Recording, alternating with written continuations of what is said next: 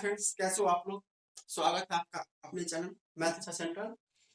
Friends, अब आपका class continue अब चलता ही रहेगा। ठीक है, मैथ, रीजनिंग, साइंस, ये तीनों चीज आपको हमेशा मिलता रहेगा इस पे। ठीक है, तो जैसा कि इसके पहले मैंने रीजनिंग में बहुत सारे टॉपिक पढ़ाया हुआ है, उसी में का एक है ये फाइंड वन। ठीक है, फाइंड वन का मतलब है कि एक मिसिंग नंबर को निकालना। जो आपको चार्ट दिया होता है उसमें एक मिसिंग नंबर को निकालना, ये बहुत ही सिंपल होता है। लेकिन ये सिंपल तब होगा जब इस पर आपका कमांड होगा। आपका कमांड कैसे होगा? जब आपका प्रैक्टिस स्ट्रांग होगा। बिना प्रैक्टिस प्रैक्टिस के आप ये भूल ही जाना कि आप रीजनिंग में या मैथ में एक्सपर्ट या बेस्ट बन पाओगे, क्योंकि ये मांगता है मेहनत। एक और बात, जब मेहनत वर्ड मेरे मुंह से निकल गया तो मैं आपको एक रियलिटी बता देता हूं। अगर आपने इंसान में जन्म लिया है तो आपको मेहनत करना ही है। ये उतना ही बड़ा सच है जितना कि इंसान को जिंदा रहने के लिए सांस लेना जरूरी है। ये जितना बड़ा सच है ना, ये भी उतना ही बड़ा सच है कि अगर आपने इंसान में जन्म लिया है तो आपको मेहनत करना ही पड़ेगा। आज अगर आप करते हो तो कल आपको मेहनत नहीं भी करना पड़ सकता है या कम करना पड़ेगा। कम मेहनत करना पड़ेगा, ज्यादा इनकम होगा। अगर आज आप नहीं करते हो तो कल बहुत ज्यादा मेहनत करना पड़ेगा, इनकम एकदम कम होगा। लेकिन मेहनत करना है, ये एकदम सच है। तो बेहतर है कि आज आपका जितना क्षमता है, जितनी आपकी कैपेसिटी है, उस सारा का सारा ताकत लगा दीजिए।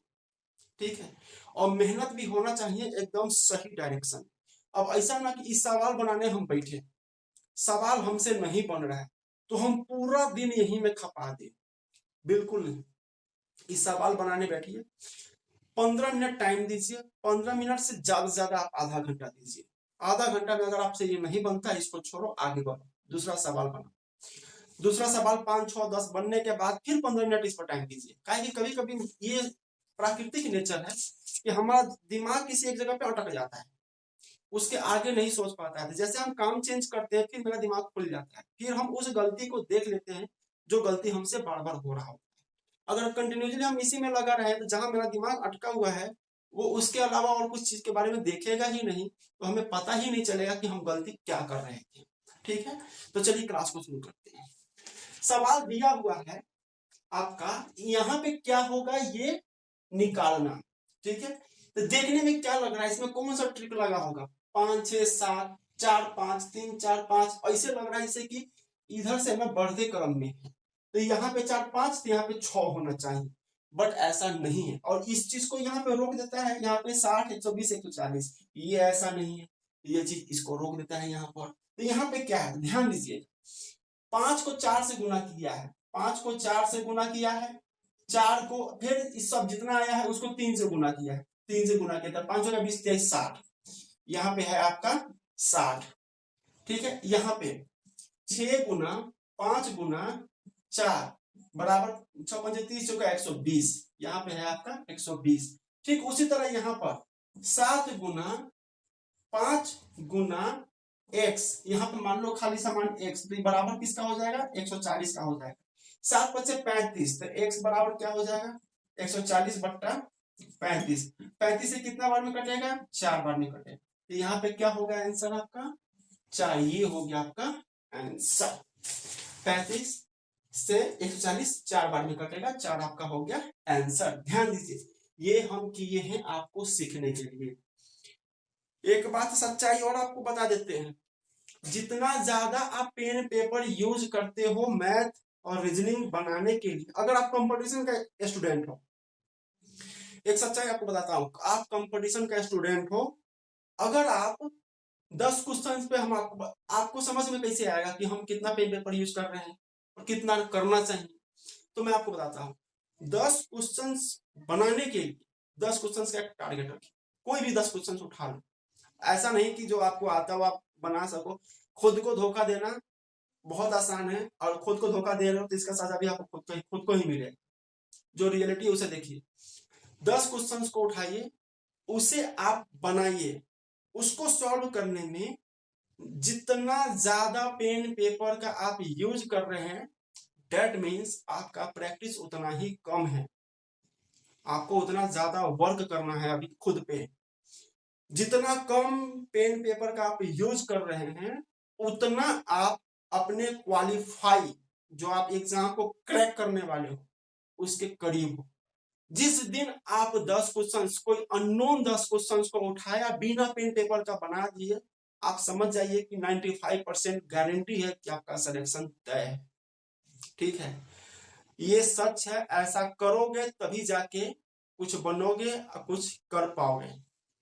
नहीं तो पेन पेपर लेके ये सब सवाल, कोई अगर कहे कि हम इसे 1 घंटे में बना लेते हैं, 2 घंटे में बना लेते हैं, तो भाई साहब ये सब 8वां 9वां 10वां क्लास के बेस पे बना हुआ है। हर कोई बना लेगा, जो कि उसमें जो फाइट करने वाला होता है ग्रेजुएशन बेस का लड़का सब होता है। ठीक है, तो सबको आता है। मेन इंपॉर्टेंट है कम टाइम और सही सवाल बनाना। ठीक है, ये सब प्रैक्टिस होता है। देखिए इसको एक बार अगला क्वेश्चन देखिएगा। अगला क्वेश्चन में आपका क्या दिया हुआ है? दिया हुआ है 7 4 9 14 8, यहाँ पे खाली स्थान है। 28 16 36 58 32 72, यहाँ पे क्या होगा ये देखना है। तो देखिए, हम आपको पहले बताया ना कि रीजनिंग में कोई नियम नहीं होता है। यहाँ पे 5 क्वेश्चन एक पैटर्न का होता है, तो पार्टिकुलर उसका वो नियम होता है। रीजनिंग का मतलब कोई नियम नहीं। ठीक है, हर एक क्वेश्चन का अपना तरीका होता है, इसीलिए उसका नाम रीजनिंग है। तर्क शक्ति मतलब कि हर एक क्वेश्चन को देख के आप उस पर तर्क करके निकालिए कि इसको किस हिसाब से सेट किया जाए। ये सब कुछ प्रैक्टिस पे होता है। आप जितना प्रैक्टिस करोगे उतना आपका इसमें दिमाग ग्रोथ करेगा। ठीक है, ध्यान दीजिए। इसमें दिया हुआ है 7 दूना 14, मतलब 7 गुना 2 14, 14 गुना 2 28, 28 गुना 2 56, 56 ये 28 गुना 56, 58 दिया हुआ है यार, इसमें 56 होना चाहिए। इसमें 56 होना चाहिए। 36 दूना 72, यहाँ पे मिसिंग है। यहाँ पे ना 56 होना चाहिए, 56 होना चाहिए। क्वेश्चंस में जो हम फोटो भी लगाएंगे ना, उस क्वेश्चंस में भी 58 दिखाई देगा, लेकिन प्लीज आप इसे 56 मान के चलिएगा। 28 दूना 56।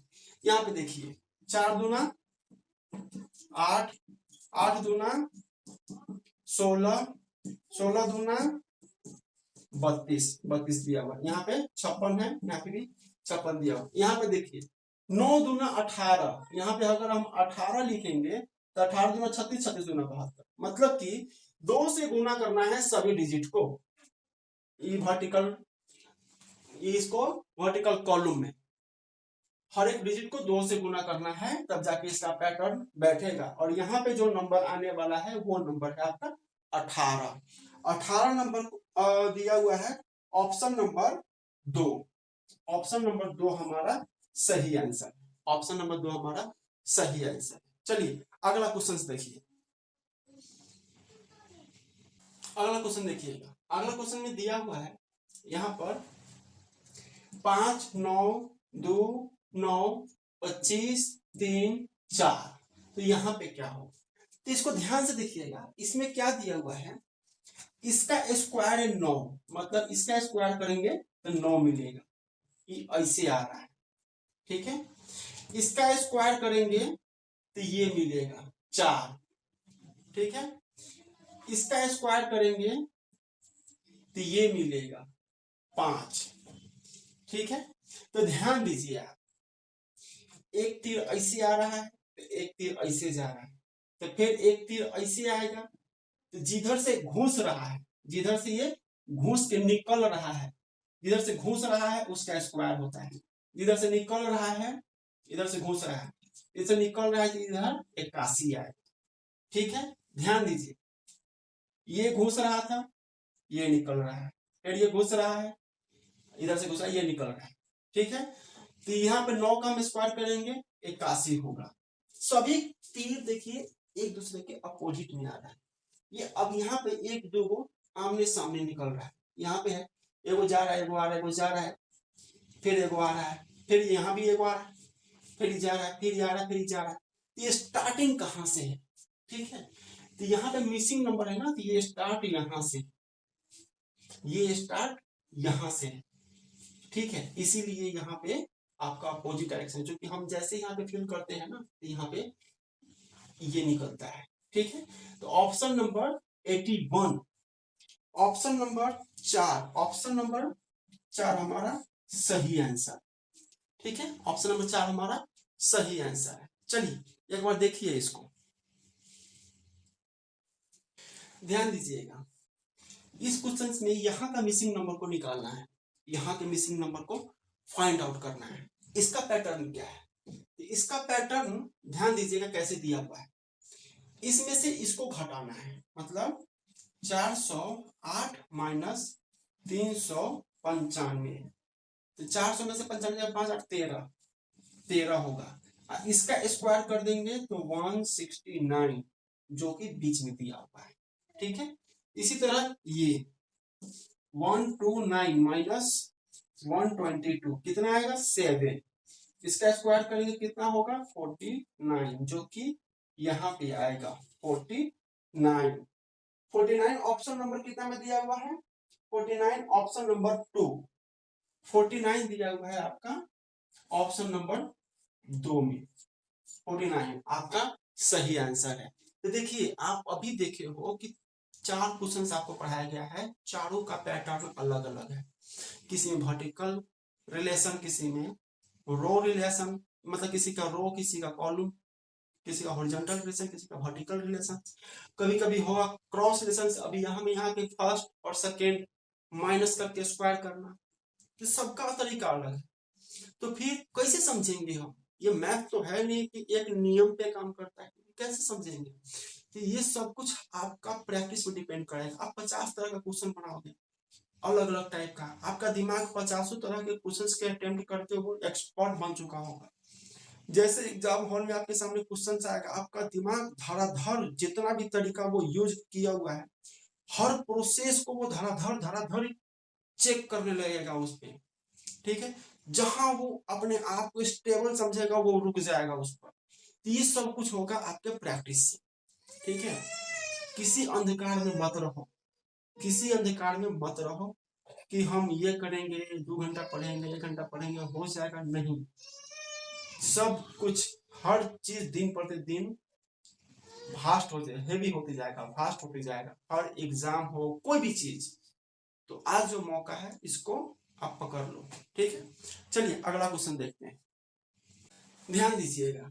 यहाँ पर दिया हुआ है 7 गुना 6 गुना 9 बराबर 976, जबकि इसका मल्टीप्लिकेशन इतना नहीं है, ठीक है। इसको गुना करते हैं, 7 42, 42 को 9 से गुना कीजिएगा तो कितना आएगा, 9 दूना 18 के 18 दूना 36 1 37, 378, 976 दिया हुआ है, इतना है ही नहीं, ठीक है।